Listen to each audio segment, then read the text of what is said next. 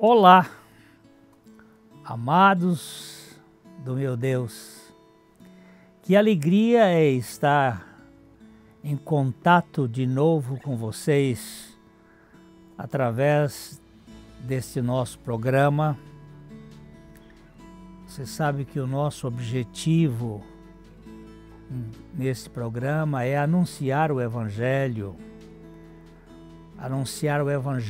de Cristo, o Evangelho do Deus que se fez carne, que se fez gente, que habitou entre nós e que por meio da sua graça Ele pode habitar em nós.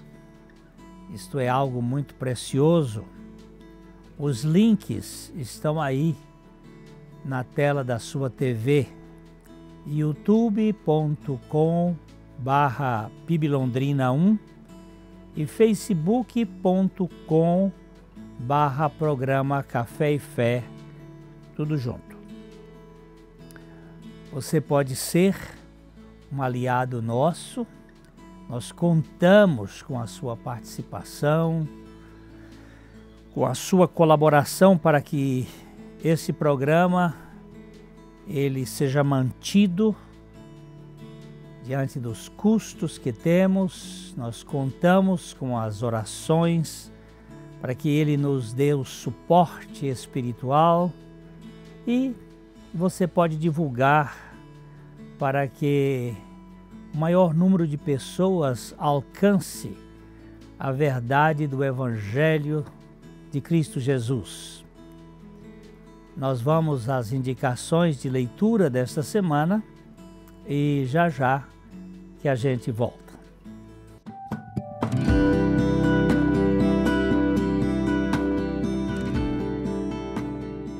Olha aqui, hoje eu tenho um livrão aqui na minha mão. Que espetáculo! As Crises de Cristo. Os 7 grandiosos eventos de sua vida, de George Campbell Morgan. Este livro é uma bênção tremenda. Jesus passou por crises, a crise da encarnação, a crise do batismo, a crise da tentação, a crise da transfiguração, a crucificação, a ressurreição e a ascensão. Esta mente preciosa de Campbell Morgan foi capaz de colocar de modo muito claro a grande obra de Cristo na redenção da humanidade, desde a sua encarnação até a sua ascensão. Estes termos as crises de Cristo, porque como é que Deus se encarna? Isto é uma coisa inexplicável. E como que esse Deus agora ressuscita um homem para sempre? Na Trindade nós temos um homem forever. Então, a indicação desse livro é básica. Você pode ser muito abençoado. É um livro alentoso, é um livro que tem mais de quase 400 páginas, mas é aquela preciosidade que você vai ter na sua estante.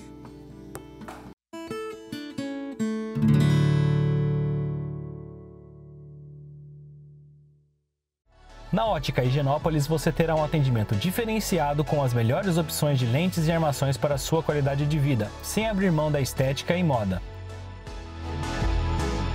E o melhor, você não paga mais por isso.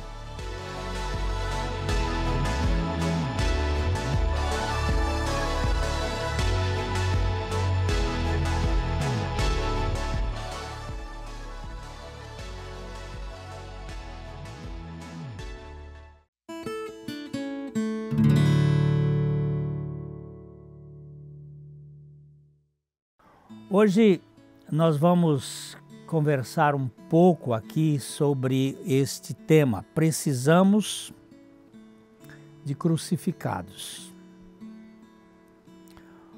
O rei Davi, era rei de Israel e Absalão, o seu filho, queria usurpar o trono. Mesmo nas famílias mais adequadas, há uma ambição para saber quem manda, quem vai assumir o poder de comando, e principalmente quando a família tem recursos. A tática de Absalão foi de conquistar o coração dos súditos.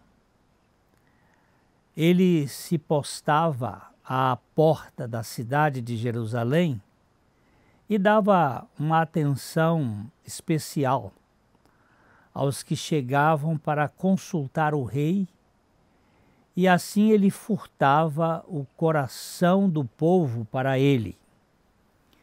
Era alguma coisa que ele fazia frequentemente.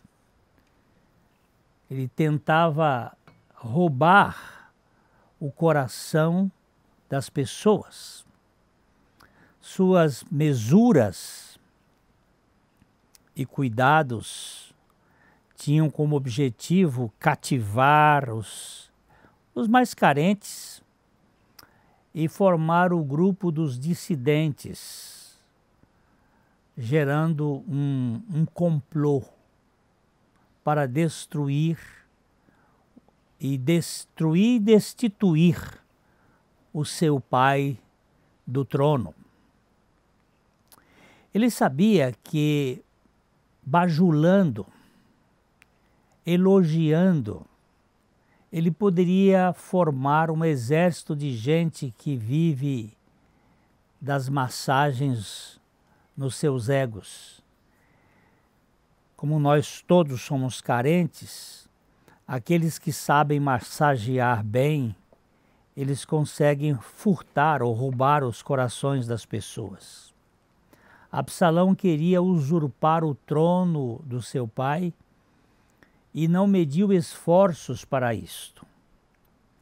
Então, ele tentava, com o seu jeito de lisonjas, capturar aquelas pessoas e fazer delas seus adeptos.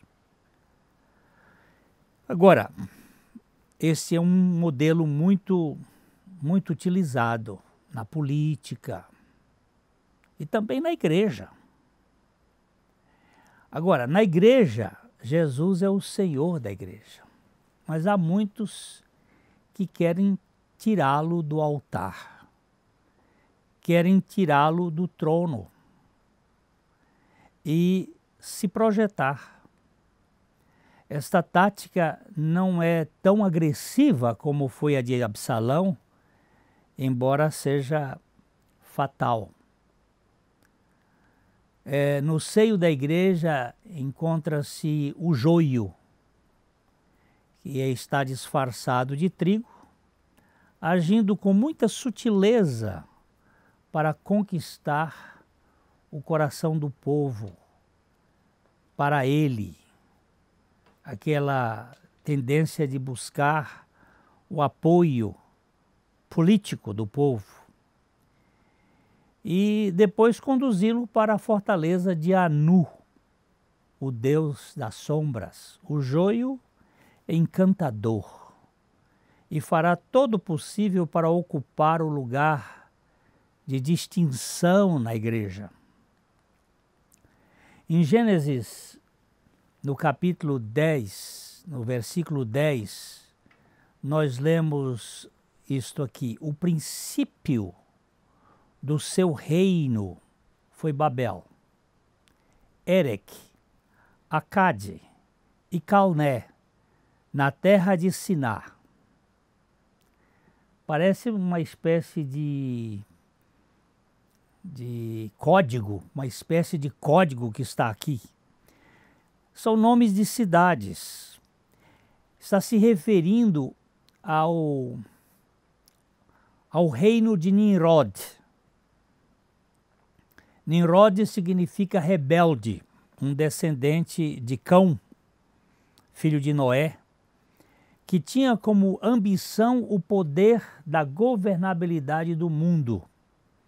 Este é o primeiro modelo que nós temos na história de alguém que se atreve a ser o governante mundial. Uma espécie de diretor de todas as pessoas, de todos os governos. Estas palavras, elas trazem uma senha para se compreender a rebelião. A palavra Nimrod significa rebelião. Babel significa confusão. Erech, longa ou longo. Akkad, sutil. Calné, até a fortaleza de Anu, o deus das trevas. Anu, também visto entre os egípcios como Anubis, na terra de Sinar ou na Babilônia. Existe uma rebelião de confusão, longa, sutil, até a fortaleza das trevas, a obra do maligno, no conjunto da governabilidade babilônica. A serpente implantou na corrente sanguínea do ser humano o desejo de ser como Deus. E esse desejo é o fomentador do teomanismo, do humanismo teomânico, da governabilidade do homem, de uma elite governante do mundo.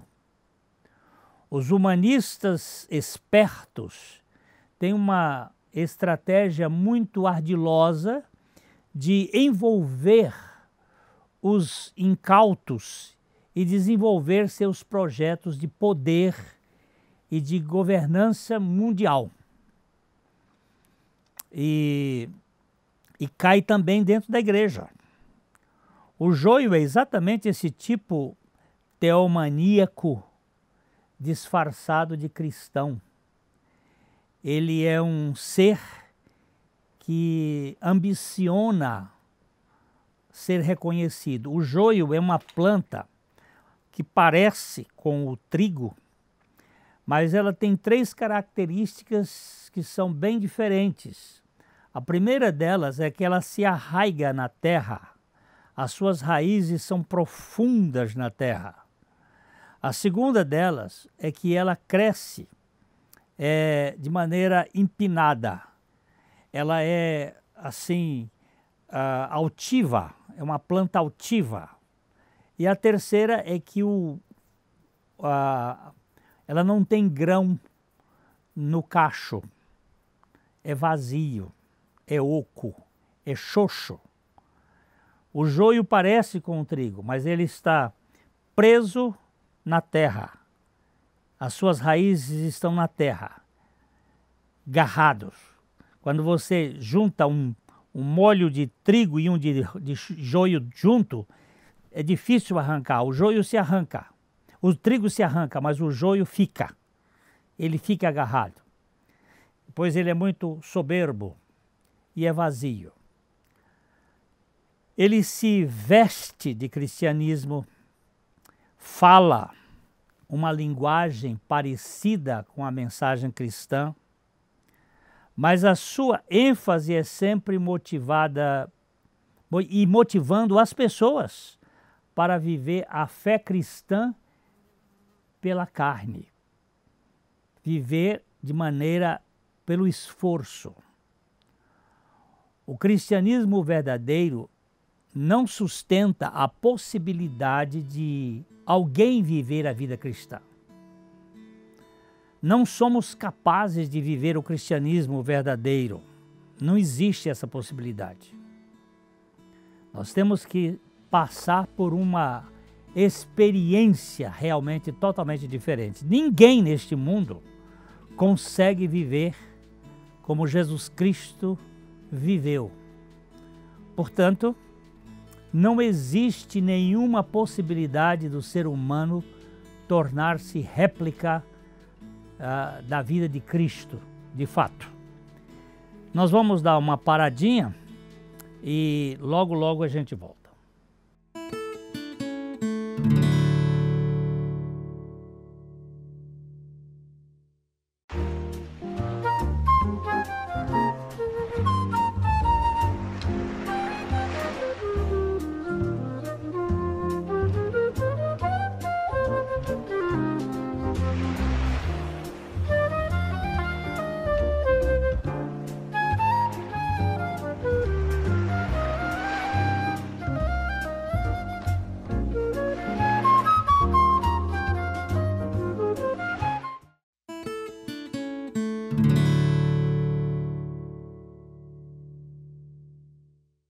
Como eu estava dizendo, nós não conseguimos viver a vida cristã. Ninguém. Cristão não é aquele que vive a vida como Cristo viveu, mas é aquele em que Cristo vive a sua vida através dele. Não sou eu tentando viver a vida cristã. Porque, de fato, a mensagem do cristianismo tem a ver com a morte do eu, do ego, que é vaidoso, que é orgulhoso, que é soberbo. Mas para que isto aconteça, o descendente de Adão precisa, de fato, ser crucificado com Cristo para o seu ego, a fim de Cristo poder viver nele e através dele. Então, o cristão é alguém em que Cristo vive nele. É a pessoa que recebe a Cristo e Cristo vive nesta pessoa e através desta pessoa. Portanto, não há lugar de destaque para ninguém na igreja, senão para o Senhor Jesus Cristo. Se Cristo vive em mim e Cristo vive em você, nós não temos que disputar espaço. Nós temos que evidenciar a vida de Cristo em nós, a manifestação da vida de Cristo. A mensagem do Evangelho mostra que não sou eu quem vive a vida de Cristo, mas é Cristo quem vive em mim. É Cristo que se manifesta de maneira espiritual no meu modo de ser. Não se trata do eu ser um exemplo para o mundo, mas de ter morrido para mim e para o mundo, a fim de Cristo viver a sua vida em mim.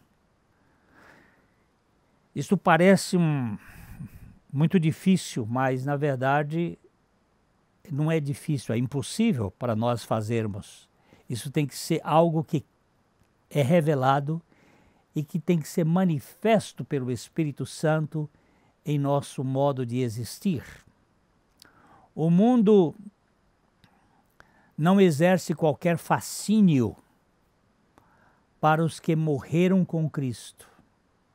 A vida cristã é a vida de Cristo. O apóstolo Paulo tem um texto demolidor para qualquer pretensão humana de querer viver o cristianismo. Ele nos diz em Gálatas, no capítulo 6, no verso 14, ele disse: mais longe esteja de mim gloriar-me, a não ser na cruz de Cristo, senão na cruz de nosso Senhor Jesus Cristo, pela qual o mundo está crucificado para mim e eu para o mundo. ele coloca aqui muito claramente os parâmetros. Mas longe esteja de mim gloriar-me. Não tenho que tentar chamar a atenção para mim pelos feitos notáveis, pela maneira de falar, porque de fato eu estou crucificado, tanto para mim como para o mundo, e vice-versa, o mundo está crucificado também. Na cruz, meu ego morreu para o mundo, e o mundo morreu para mim. Não dependo do apoio ou do aplauso das pessoas do mundo. Não preciso. Isto perdeu o fascínio. Não preciso que o mundo me veja, pois quem vive é Cristo em mim, e é Ele que tem a primazia. A vela não é a luz, ela só se consome enquanto alumia.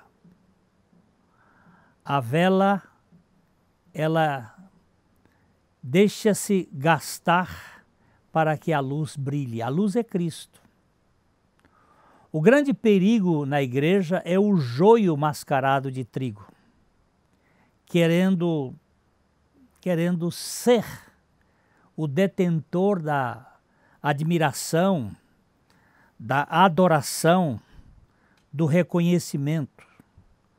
E principalmente na nossa área ministerial, esse perigo é maior, tanto em padres como pastores, como líderes de modo geral, de achar que, porque estão numa função, que nós somos as pessoas importantes daquele propósito. Um pastor nos Estados Unidos que eu gosto muito, Vance Havner, do século passado, ele diz que Satanás não está lutando contra as igrejas, mas está se tornando membro delas. Ele causa mais dano semeando joio do que arrancando o trigo. Ele realiza mais por imitação do que por oposição direta. Isso é verdade. Quando vemos o suor substituindo o sangue, sabemos que isto é uma manobra da religião dos legalistas infiltrados na comunidade dos santos. O suor é o tipo da religião de Caim e o sangue é o tipo do evangelho de Abel. São duas coisas diferentes. Caim foi rejeitado pelas suas obras. Abel foi aceito pelo sacrifício do cordeiro. O esforço humano para a salvação é contrário ao sacrifício de Cristo. Ninguém poderá ser salvo porque se empenha com suas obras, mas porque depende da graça de Deus. Meus amados, cuidado com aqueles que não confessam que o seu velho homem já foi crucificado com Cristo. Eles estão sempre querendo melhorar a sua performance. Essa gente é tão perigosa como uma cascavel disfarçada de lagartixa. É muito perigoso. Não precisamos de gente habilidosa na igreja. Nós precisamos de gente que foi crucificada com Cristo. E isto foi um ato da graça de Deus. Nós fomos incluídos neste sacrifício. Não é que nós produzimos isso. Não é aquilo que eu tento me autocrucificar. Não existe isto. Crucificação é o tipo de morte que não tem suicídio. Ele tem que ser assassinado.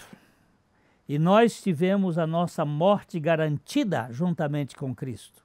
Assim como o meu pecado, ele existe no pecado de Adão, foi quando Adão pecou que eu me tornei pecador, eu fui ser incluído em Cristo para morrer juntamente com ele, a fim de que a vida dele se manifeste em mim. Em Romanos capítulo 6, dos versos 8 ao verso 11, diz o seguinte: ora, se já morremos com Cristo, cremos que também com ele viveremos. Sabedores de que, havendo Cristo ressuscitado dentre os mortos, já não morre. A morte não tem mais domínio sobre ele. Pois quanto a ter morrido, isto é, Jesus, de uma vez para sempre morreu para o pecado, mas quanto a viver, vive para Deus. Assim também, agora Paulo vira-se para os crentes de Roma, assim também vós, considerai-vos mortos para o pecado, mas vivos para Deus em Cristo Jesus. Esta palavra considerai-vos, na língua grega, logizomai, significa algo como o contador faz. Ele registra um documento. Um contador não pode dar na sua narrativa uma coisa inexistente. Isso só para malandro. Isso só para esses caras de negócios escusos. Mas ele tem que ter um documento que diga que ele pode registrar aquele gasto. E assim nós podemos considerar mortos, podemos nos considerar mortos para o pecado, mas vivos para Deus em Cristo Jesus. Este é o Evangelho. Precisamos de gente crucificada.